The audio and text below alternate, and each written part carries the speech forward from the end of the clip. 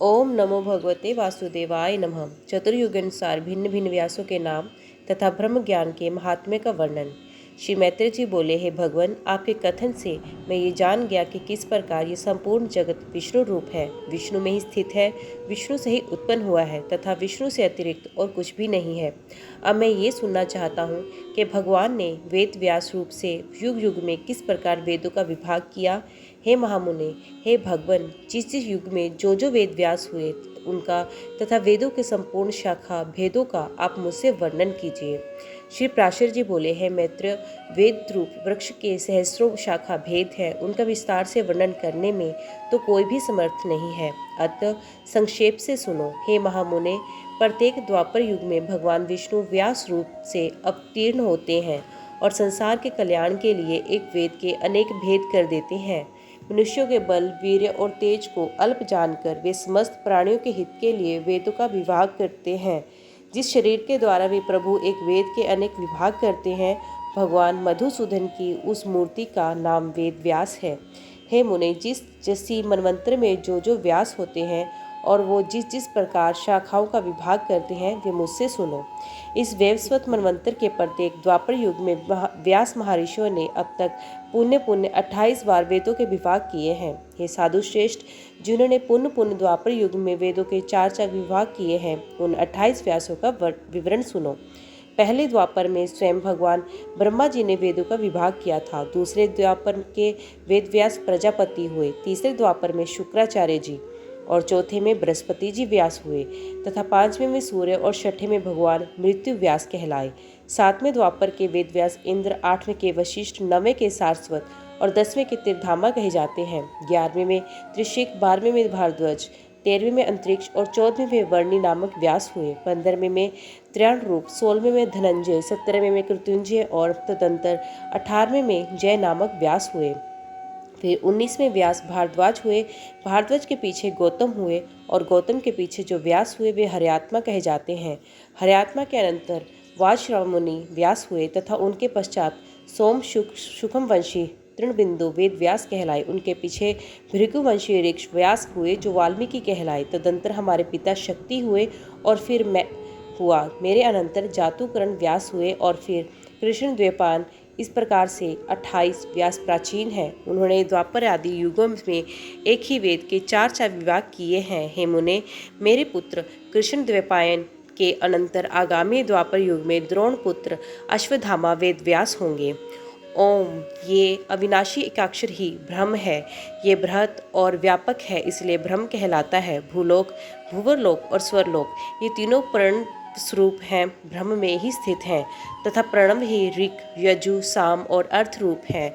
अथ्य उस ओंकार रूप ब्रह्म को नमस्कार है जो संसार की उत्पत्ति और प्रलय का कारण कहलाता है तथा महतत्व से भी परम सूक्ष्म है। उस ओंकार रूप ब्रह्म को नमस्कार है जो अगाध, अपार और अक्षय है, संसार को मोहित करने वाले तमोगुण का आश्रय है तथा प्रकाश में सत्वगुण और प्रवृत्ति रूप रजोगुण के द्वारा पुरुषों के भोग और मोक्ष रूप परम पुरुषार्थ का हेतु है, जो सांख्य ज्ञानियों की परमनिष्ठा है।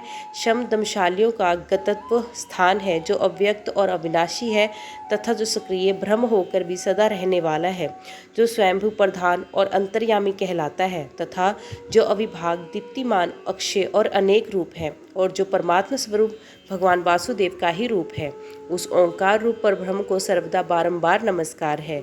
ये ओंकार रूप ब्रह्म अभिन्न होकर भी अकार, उकार और मकार रूप से 3 भेदों वाला है। ये समस्त भेदों में अभिन्न रूप से स्थित है तथापि भेद बुद्धि से भिन्न भिन्न प्रतीत होता है।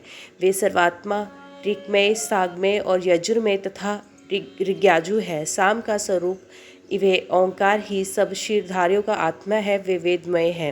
वही ऋग्वेद रूप से विभिन्न हो जाता है और वही आपने वेद रूप को नाना शाखाओं से विभक्त करता है तथा वे असंग भगवान ही समस्त शाखाओं का रचयिता और उनका ज्ञान स्वरूप है।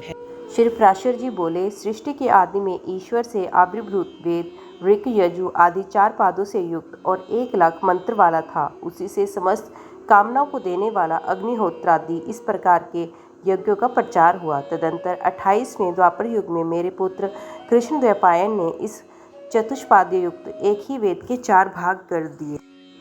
परम बुद्धिमान वेद व्यास ने उनका जिस प्रकार विभाग किया है, ठीक उसी प्रकार अन्यान्य वेद व्यासों ने तथा मैंने भी पहले किया था। अथे द्विज, समस्त चतुर्युगों में इन्हीं शाखा भेदों से वेद का पाठ होता है, ऐसा जानो।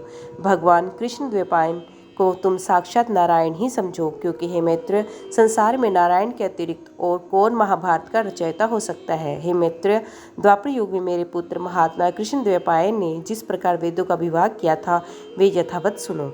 जब ब्रह्मा जी की प्रेरणा से व्यास जी ने वेदों का विभाग करने का उपक्रम किया, तो उन्होंने वेद का अंत तक अध्ययन करने में समर्थ 4 ऋषियों को शिष्य बनाया। उनमें से उन महामुनि ने पैल को ऋग्वेद, वैशंपायन को यजुर्वेद और जैमिनी को सामवेद पढ़ाया तथा उन्मत्तिमान व्यास जी को सुमंतु नामक शिष्य अथर्ववेद का ज्ञाता हुआ। इनके सिवा सूत जातीय महाबुद्धिमान रोमहर्षण को महामुनि व्यास जी ने अपने इतिहास और पुराण के विद्यार्थी रूप से ग्रहण किया। पूर्व काल में यजुर्वेद एक ही था, उसके उन्होंने 4 विभाग किए, अत उसमें चातुर्होत्र की प्रवृत्ति हुई और इस चातुर्होत्र विधि से ही उन्होंने यज्ञानुष्ठान की व्यवस्था की। व्यास जी ने यजु से अधुवर्यु के, ऋग से होता के, साम से उदराता के तथा अथर्ववेद से ब्रह्मा के कर्म की स्थापना की। तदंतर उन्होंने ऋग तथा यजु श्रुतियों का उद्धार करके ऋग्वेद एवं यजुर्वेद की और साम श्रुतियों में से सामवेद की रचना की। हे मैत्रेय, अथर्ववेद के द्वारा भगवान व्यास जी ने संपूर्ण राजकर्म और ब्रह्म तत्व की यथावत व्यवस्था की। इस प्रकार व्यास जी ने वेद रूप एक वृक्ष के 4 विभाग कर दिए, फिर विभक्त हुए उस चारों से वेद रूपी वृक्षों का उत्पन्न किया।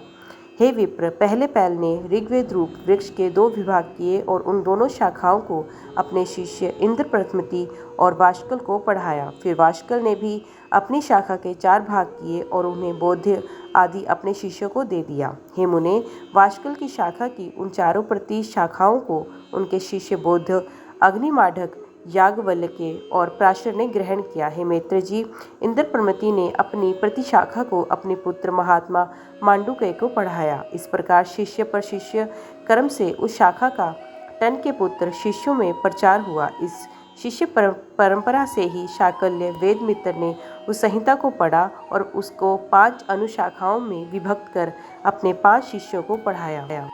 उसके जो 5 शिष्य थे उनके नाम सुनो। हे मैत्रेय, वे मृदुल, गोमुख, वात्स्य और शाल्य तथा 5वें महामती शरीर थे। हे मुनि सत्तम, उनके एक दूसरे शिष्य शाकपूर्ण ने 3 वेद संहिताओं की तथा चौथे एक निरुक्त ग्रंथ की रचना की। इन संहिताओं का अध्ययन करने वाले उनके शिष्य महामुनि क्रोंच, वैतालिक और बलाक थे तथा निरुक्त का अध्ययन करने वाले एक चौथे शिष्य वेद वेदांग के पारगामी निरुक्तकार हुए। इस प्रकार वेद रूप वृक्ष की प्रतिशाखाओं से अनुशाखाओं की उत्पत्ति हुई। हे द्विजोत्तम, वाष्कल ने और भी 3 संहिताओं की रचना की। उनके शिष्य काल्यानी, गाग्र्य तथा कथाजव थे। इस प्रकार जिन्होंने संहिताओं की रचना की वे वह व्रज कहलाए। ओम नमो भगवते वासुदेवाय नमः। तो दोस्तों, आज की वीडियो में बस इतना ही। उम्मीद करती हूँ वीडियो आपको पसंद आई होगी। वीडियो पसंद आई हो तो वीडियो को लाइक और चैनल को सब्सक्राइब ज़रूर कीजिएगा। तो मिलते हैं अगले अध्याय के साथ। तब तक के लिए देखते व सुनते रहिए। जय मां कंजक, जय माता दी।